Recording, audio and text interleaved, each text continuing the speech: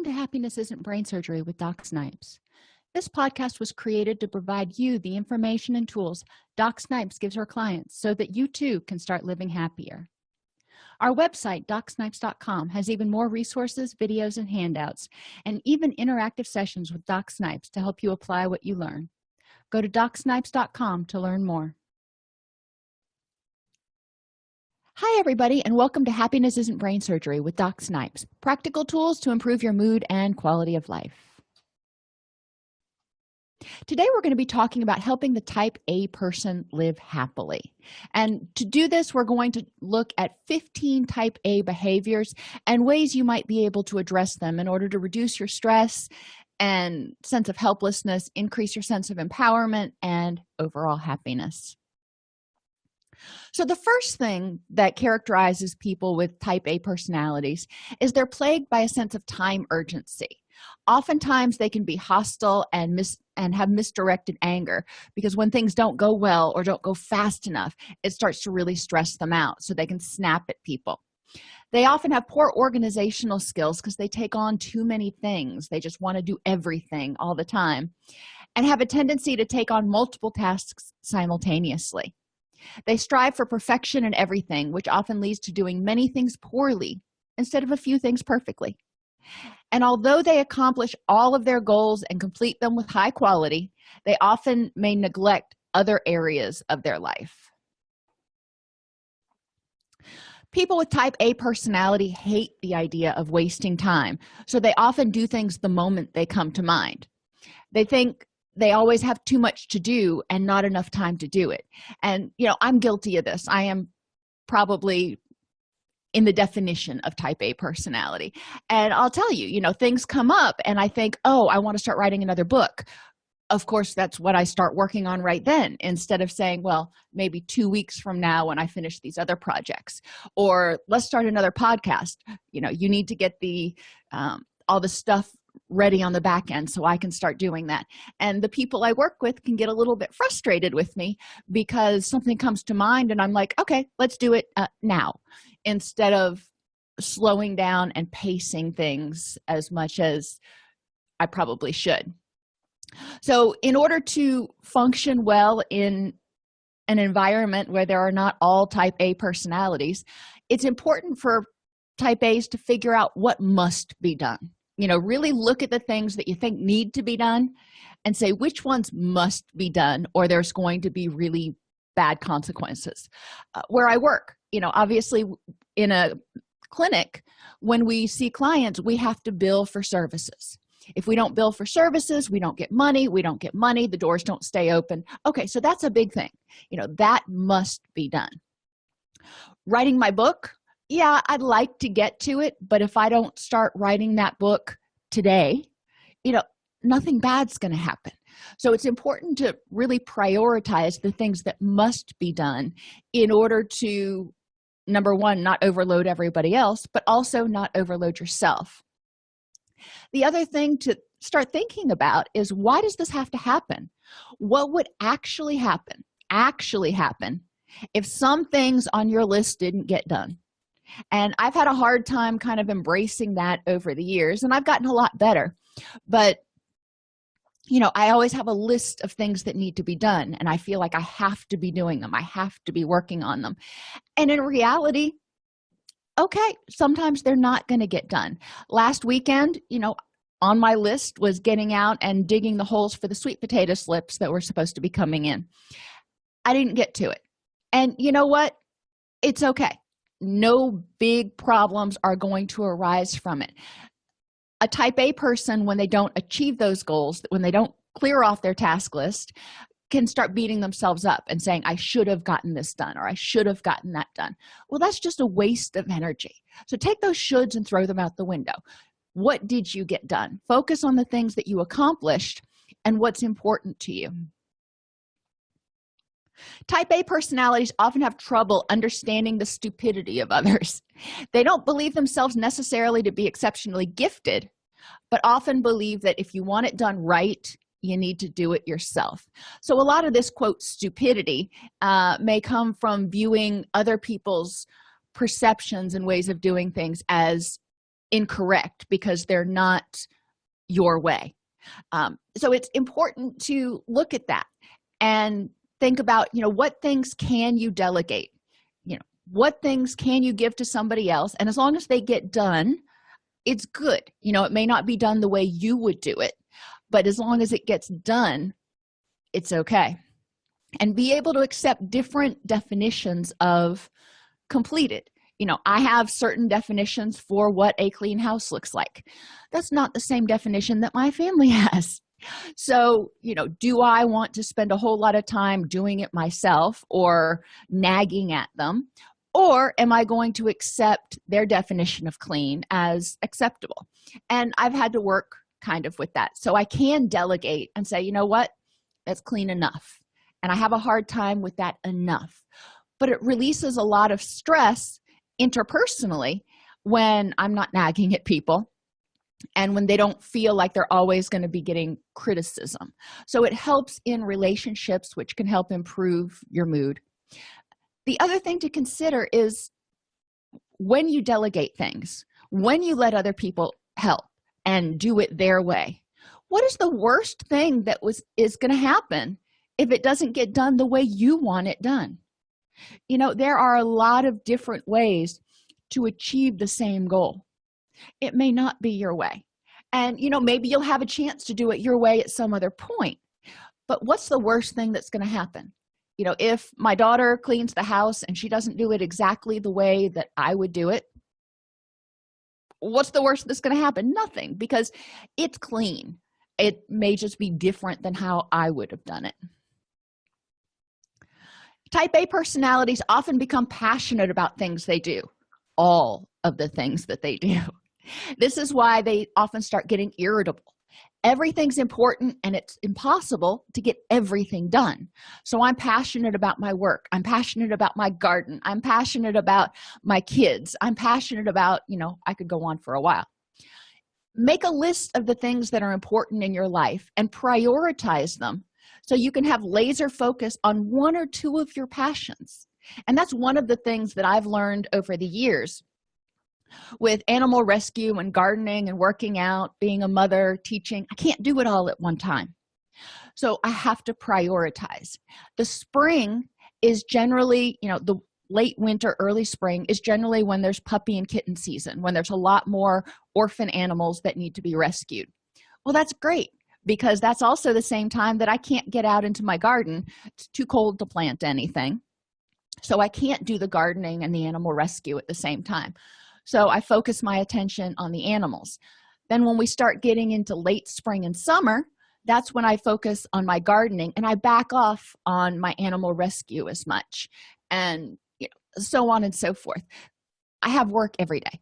That's just one of those things. But during the times when I'm not at work, figuring out how to prioritize those other things I'm passionate about are really, really important. That way I don't run myself ragged, because if I'm running myself ragged, then I'm no good to anybody, and I'm generally not too pleasant to be around. Because they're so passionate and because true success takes patience, any sort of early failure may easily discourage the type A personality. So two things come here. When you're so passionate and you're going so full bore all the time, you can get exhausted. Whenever I used to take a new position at the company I used to work at, my colleagues would regularly say, this is a marathon, not a sprint. Pace yourself. Because I would get in there and I would be so passionate and I'd be working 16-hour days and really wanting to get things the way I wanted them. Sound kind of type A-ish to you? Yeah. Anyhow, and the clinic had been running fine, okay, up until that point. Yes, I had some work to do, but it wasn't like we were going to have to shut our doors if I didn't work 16-hour days. I took it upon myself. I was excited. I was passionate. So it's important to figure out how to pace yourself, because life is a marathon. It's not a sprint. And if you run out of gas, you get into it and you're just giving it all, your all for a week or a month or 2 months, and then you start getting sick and burned out, and then you don't care anymore. So pace yourself. What has to be done now? The other thing to look at is how can you deal with failure in a way that helps you grow and be even more successful at a task? So when you try to do something and you fail, even if you're passionate at it, how can you deal with this in a way that helps you learn? Animal rescue is an example. Well, that's a sad example, so I'll use gardening. For the past 2 years, my zucchini plants do great in the spring, and they grow and they produce zucchini, and then after that first harvest they wither away and die. And that's not what's supposed to happen. They're supposed to continue to produce, and that's frustrating. So 3 years ago, my garden didn't produce diddly squat, and I had put a bunch of time into it, and I felt very disheartened about it. So I was tempted to go, you know what, the heck with it, I'm not going to do this anymore. But then the logical side kicked in and said, no, learn from this. And the frugal side kicked in and said, no, you put way too much money in this to give up yet now. But going out and figuring out, okay, what went wrong? What could be causing this? So it's important to think about failure as an opportunity to learn how to do it better. Type A's are prone to stressing and being irritable. They do their best to see into the future and can't shake the fact that things can always go wrong. Since they're passionate about what they do, this makes them dread the ever possible and always looming crappy outcome. I used to be this way in college. When I had a paper due, if the paper was due on Friday, I would print it out and have it done on Tuesday. Why on Tuesday? Because if on Tuesday when I went to print it out, the printer died or was out of ink or something, I wanted to make sure that I had plenty of days to be able to figure out how to get it printed. So I was always considering, what possibly could happen to get in my way. When you start worrying about the future, you're tying energy up in the future, energy you could be using right now. And you're tying it up on things that may not even happen, oftentimes probably won't even happen. So why are you worrying? So identify what you're worried about, the facts for and against the belief. If you're worried that the printer is going to be out of ink, what are the facts for and against that? How many times have you tried to print something out that it's been out of ink? When was the last time you changed the printer cartridge? If it was last week, then you're probably good to go. And is this outcome likely and probable, or 1 in a million? Now, my printer being out of ink is a little more common than 1 in a million. But if I know that I just changed the cartridge a week ago, then I can be pretty confident that, everything's going to be fine and it's going to print out just fine. Once you've done everything you need to do, to be prepared, then you've got to just kind of let things go out as they may. So, if I have a paper due, I try to print it on my own printer. If for some reason it didn't work, I always have a drop back and punt plan, and I can go to Kinko's or somewhere and get it printed out. So that helps quell the worry. So I'm not worrying about, oh my gosh, am I going to be able to print it out? Am I going to be able to turn it in? It's important to think about what things you can do to make sure that you've done everything you can to ensure your success on the task. If you're getting ready to go into a job interview, have you prepared? Well, if so, okay, well then go do it. Once you've done everything you can to prepare, there's nothing more you can do.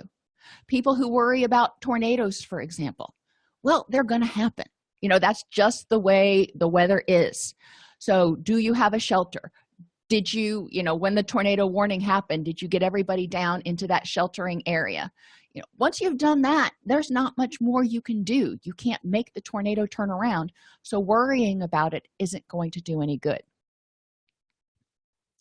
Although they know they should take more time to relax, they don't find it appealing. Plus, when they want to relax, they just can't find the time. They often feel most at home working and doing their thing, and it's difficult for them to appreciate getting away and slowing down. And I can totally relate to this. I enjoy what I do. I'm passionate about what I do. I love what I do. So it's hard for me to say, well, I need to step back from that for a little while. And it takes a lot of cajoling often to get me to step back. So try an experiment for a month. Pick a day each week to relax and unwind. Try to do a whole day, but if you can't manage it, do 8 hours. But one day where you're not working on any of those projects that you're, quote, passionate about. You are just letting your body relax. You can do something fun with friends or even just veg out with a good book. Write in your journal how you felt at the end of that day. Also write in your journal how you felt the next day. Usually when I take a day off from the gym, for example, I love going to the gym, but sometimes I need to do other stuff, or I just take a day off and let my body rest and recharge. But since I've had a break from it, I'm that much more eager to get back into it the next day. So a lot of times taking a break and forcing yourself to slow down allows your body to rebalance and recharge, and you have more creativity, enthusiasm, and all that kind of stuff the next time you approach the task. Although type A's love sleeping, because being passionate about a bunch of things all the time is exhausting, they often have trouble stopping their thoughts from racing when they try to lay down and go to sleep.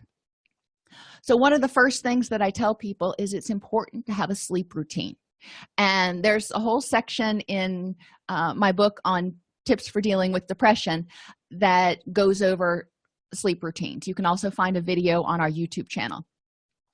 But when you have a sleep routine, then you're training your brain to start winding down. Part of a sleep routine is also cutting out caffeine sometime before you try to start winding down.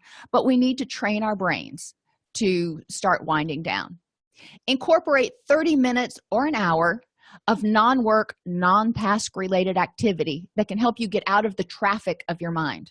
So when I go home and I start my wind down routine, I play Scrabble, Words with Friends, whatever you want to call it, on my mobile device, or I'll watch television and crochet. Anything to kind of turn my brain to mush, where I'm not thinking about what I need to do the next day, what I didn't get done that day, yada yada. I am thinking about something that is relaxing. When you notice your mind start to race, because it occasionally will, write down what you're thinking about on a notepad so you can think about it the next day. If you get caught with a thought and you go, oh, I've got to follow that, most of the time you don't have to. You're choosing to. So when that thought comes, write it down, because you can handle it tomorrow, most likely. And try to avoid naps. A lot of times, because you're exhausted, because you're not sleeping well, you may want to nap, but naps will disrupt your circadian rhythms. So if you must nap during the day, keep it to 10 to 20 minutes. You don't want to fall into a deep sleep. You don't want your brain to think that it's sleepy time and start making melatonin. So take a brief little power nap, if you will, if you absolutely have to, but ideally avoid them altogether. Train your body that it needs to be up from 6 a.m. to 8 p.m. or whatever your schedule is, and then it can sleep during the other hours. For type A's, things always need to be done. They're able to focus intently and block out the rest of reality, calling it getting in their zone. If you're a type A, you're going, yep, that's me. Unfortunately, when somebody dares interrupt the zone, they're usually in for a tongue lashing, which can cause problems in relationships. And I'm guilty of this. When I'm working on something and I'm in my zone and somebody interrupts me, I'm like, really? So I have to kind of check myself. When I used to work in the clinic, if I were going to go into my zone, so to speak, I would shut the door and put a note on it that says, do not disturb. And if it was a true emergency, obviously they would disturb me, but that let people know that I was kind of going into my focus zone for a little while. When I'm running, when I'm at the gym, I put on my headphones. I have my headphones on to be in my zone. And when people start trying to talk to me, I find it a little annoying. That's my type A. So it's important for me to kind of keep that in check and recognize they're not trying to be rude. Some people don't mind interruptions. So it's important to let people know that you're in your zone and not to be disturbed. however you can. But also, again, like at the gym, some people are very well-meaning, and you want to respect that. How can you schedule your in the zone times to mesh with the schedules of other people in your household? So when I was working on my dissertation, and I like my schedules on the Myers-Briggs, I'm like off the chart on the J section. I love structure. And I had it scheduled, so I was working on my dissertation and doing my schoolwork while my husband was sleeping because he was on night shift. And then when he woke up, I was generally close to being done with my work. Now, if he woke up early, that usually threw a monkey wrench into it, which I didn't handle the best, because my schedule said I was working until 2, and if I got disturbed before 2, I tended to be a little bit cranky. Once I had kids, all of that rigidity kind of flew out the window. For type A's, doing things efficiently is their first priority, spending as little time getting as much quality work done as humanly possible. Well, efficiency is great. I love being efficient. When I take over new programs, I always look for more efficient ways to do things. But when you're so busy being efficient, you often miss a lot of things. What happens if you took a more relaxed pace? So, for example, when I'm driving home from work or to work, if I'm being efficient, I can be, returning phone calls, or thinking about what I need to get done that day and making my little mental list of what needs to be done. And I can be very, very occupied, but I miss a lot of things. I miss the birds on the power line and the sunrises and, all that kind of stuff. So what would happen if you took a more relaxed pace? For me, there are no negative consequences if I take a more relaxed pace and just say, you know what? During my time on the drive to the office and from the office, that is my time to connect spiritually with my higher power. And that's what I do. And it's a little bit slower. Yes, I'm still multitasking. I'm driving and connecting. But, I am taking stock of the things that are going well and doing that sort of thing. And it feels more relaxed to me. What things do you miss when you're multitasking and trying to be as efficient as possible? Think about your kids growing up. It's so easy to miss things because they grow so quickly. So if you are too busy being efficient in other areas of your life, you may miss things that you can't ever get back. Type A's are perfectionists. It's not that they're trying to be perfect, but blemishes, mistakes, and inconsistencies frustrate them, and they find them ugly and appalling. Okay, so what does it mean if you're not perfect? I know when I go through the first book that I published, I still can go through and find the occasional typographical error, and it just kind of is like fingernails down a blackboard to me. It is what it is, and it's out there. What does it mean that I'm not perfect? Well, in reality, it means that I'm human, because none of us is perfect. So we want to really look at, why do we feel as type A people we have to be perfect? What happens if we're not? How do we feel as type A people about other people who aren't perfect? And look at people that you really care about, not just Jim Bob down the street, because it's easy to judge people who you don't care about. But your spouse, your child, your brother, your sister, if they're not perfect, what does that mean? That means you accept them as human, and you may get frustrated with them occasionally, but do you love them any less? Does it make them any less wonderful of a person? Hopefully not. We also need to remember, as perfectionists, there is a point of diminishing returns. The difference between an A and an A+ on a paper isn't going to make a difference in your GPA most of the time. Some things you want to be completely perfect. When I do woodworking, which is why I don't do woodworking, honestly, because it needs to be perfect. That's also why I don't paint. My grandfather was a professional painter, and he always taught me that you have to have crisp lines, and I can't do crisp lines to save my life. So I just don't even do it. There's a point of diminishing returns, worrying about getting the line perfectly crisp, or getting the spaghetti sauce to taste exactly perfect. There are going to be some varieties, there's some variation, but you know what, that's okay, because a lot of times the time you spend getting something from really awesome to perfect, it takes a lot of time and energy, and the reward for that amount of time and energy is negligible, if it even exists. It's a lot of times the reward is only in your own head. So you only have so much time. Continue to ask yourself, when you start thinking, I need to reproof this report for the 7th time, is it worth it? Is anything you find at this point going to make a significant enough difference that it's going to have an impact? And the chances are you're going to say no. So once you've done a good job and you feel proud about your work, be willing to let it go, even if it's not perfect. Because remember, the person who graduates medical school with a C average is still called doctor. Think on that for a minute. Type A's make plans. We make lots of plans. We love to plan. Unfortunately, making plans isn't always efficient because it takes a lot of time to create plans, and often even the best laid plans need to be adjusted or just totally scrapped. So all that time you spent making the plans, out the window. Since Type A's like plans and structure, when things don't go as planned, it greatly increases their stress. If you're a Type A, you're saying, yep, yeah, that's how I feel. So before doing something, think about what you want the end goal to be. And I'm going to use a sports metaphor here. When a football team goes out to play, the end goal is they want to win.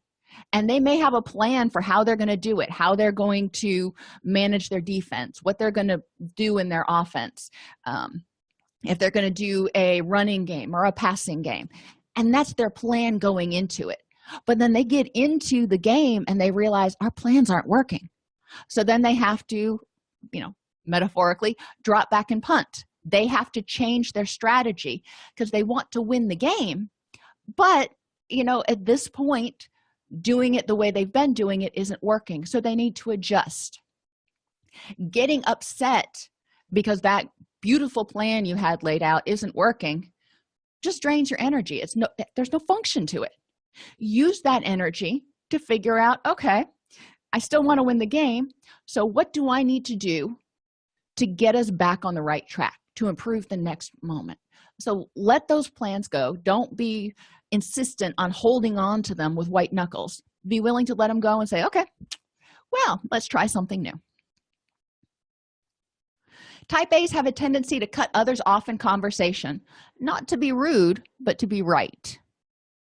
What's the point of letting somebody yammer on with some nonsense when you can just tell them the way it really is, and then you can both move on with your lives, right? Well, no, wrong.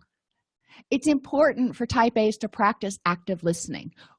We need to slow down, because remember that efficiency thing?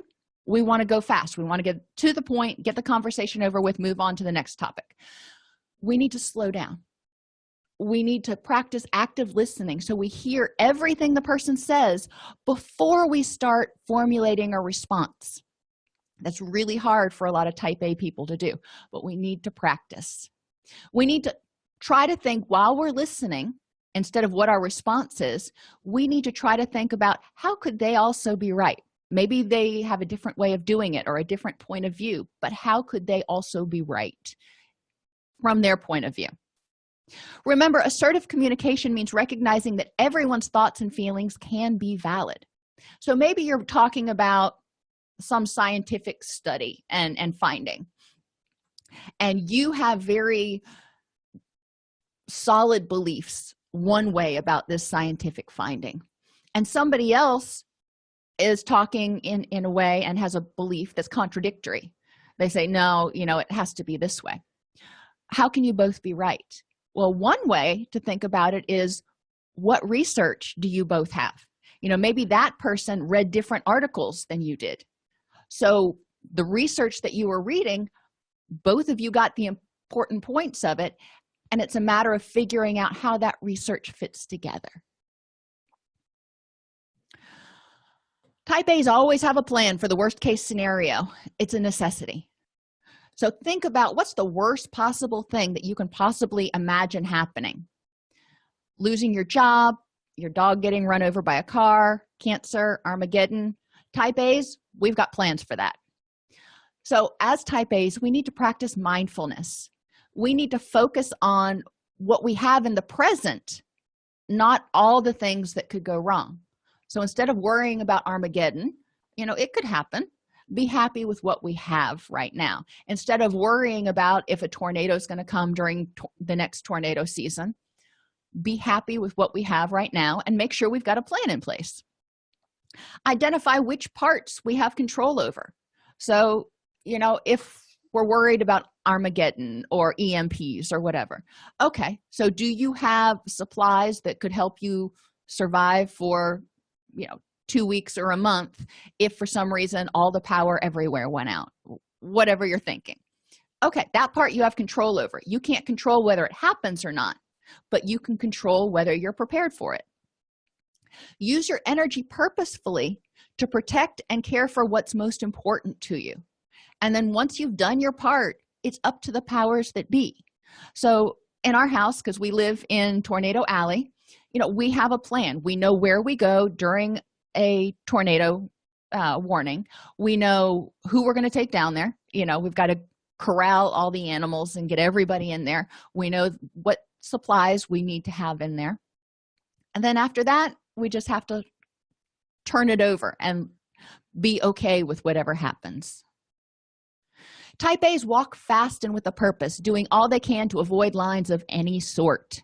To them, walking is getting from point A to point B in order to do what needs to be done at point B as soon as possible and as efficiently as possible so they can move on to point C. We don't see an end. We just see stops along the way. It's important for Type A's to slow down. When you're walking, focus your senses to notice what's going on around you. Do you smell spring? Do you see cute squirrels playing tag or feel a cool breeze on your skin?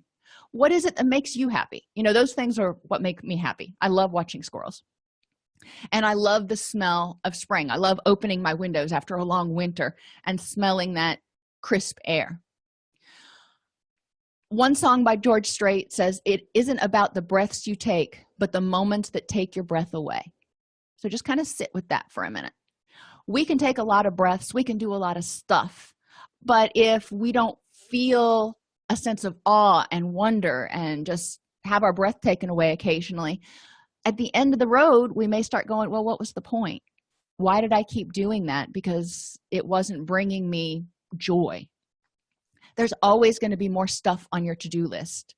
So realistically, think about in what ways will slowing down cause you harm? And I think you're going to be hard-pressed to figure out a lot of ways.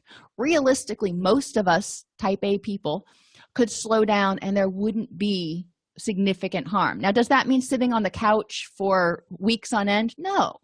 But we can slow down one day a week. We can take time when we're walking to our car to appreciate what's going on. We can take time, for example, when I pick my kids up from martial arts, to hang out and talk with my friends who are the other parents, instead of going, okay, everybody in the car, chop, chop, we need to get home, we got stuff to do. Yes, we've got stuff to do. But if I take 15 minutes to talk with a friend, that's going to make me feel happy. And that's going to be one of those moments that takes my breath away, so to speak, more so than making sure that we get home 15 minutes sooner to put the animals away. To overcome the Type A time management style, people have to first look for the motivations behind their behavior. Why do we feel we have to be superhuman or perfect? Who's saying that you need to be perfect, that you need to do more, that you need to? A lot of times it's coming from our own head. Sometimes it may come from people from our past that held us to this high standard, but most of the time it's self-imposed.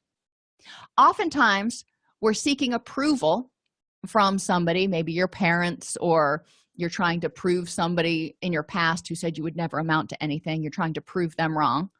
Or we may be running from some other source of anxiety or frustration. We may be afraid that people will reject us and abandon us if we're not perfect. So the next step in dealing with living with a type A personality is to begin dealing with the fears and anxiety underlying the hostility. So when things don't go our way, when we're not completely in control, we may start fearing rejection. If we're not doing everything all the time, we may start feeling rejection. Why is that scary? And then looking at who accepts us, and do we accept ourselves? Because a lot of times, again, we are the ones rejecting ourselves and saying, well, you should be doing this. Take that word should out of your vocabulary. We may fear failure. So developing a love relationship with failure, embracing it as an opportunity to learn, and not fearing rejection if we fail. Think about all your friends. Have they failed at things?